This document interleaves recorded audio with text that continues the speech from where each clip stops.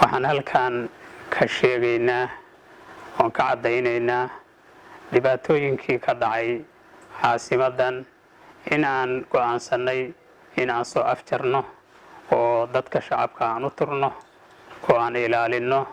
taas daraaddeed ayaan waxaan u samaynay tanaasul aan u tanaasulnay shacabkeenna markii aan aragnay in dhib badanu soo wajahan yahay oo wixii dhacay weliba ka sii badan ayaan waxaan samaynay tanaasul aan u samaynay. marka bulshadeenna waa jecelnahay, waxaana uga soo shaqaynay xagga amniga, la dagaalanka argagixisada iyo dhan walbaba.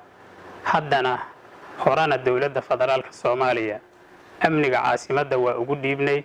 haddeerna waxaan leenahay amnigii Galmudug oo dhan dowladda federaalka Soomaaliya waxaa laga rabaa inay ilaalisaa, laga rabaa inay iyadu u samayso ciidankii Galmudug laga rabaa in la ilaaliyo ummadda shacabka, laga ilaaliyo argagixisada la rabaa.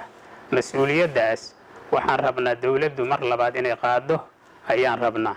waxa weeye ma rabna annaku in mar dambe wax dhiba iyo wax shidaah ay nagu soo gaaraan, yacni maalanba barbagaando iyo wax kaleeto.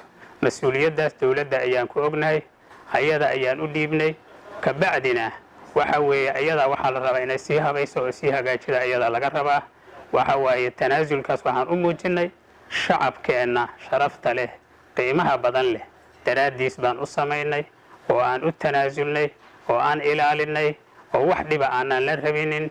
wax maadaama dhib badan aan ka soo marnay, maadaama mas-uuliyiintii haddana ahlu sunna wal jamaaca, mas-uuliyiintii Galmudug, madaxii xukuumadda Galmudug aan ahay, waxa weeye Galmudug oo dhanna waxaan u soo jeedinayaa muwaafaqo iyo midnimo ayaan u soo jeedinayaa.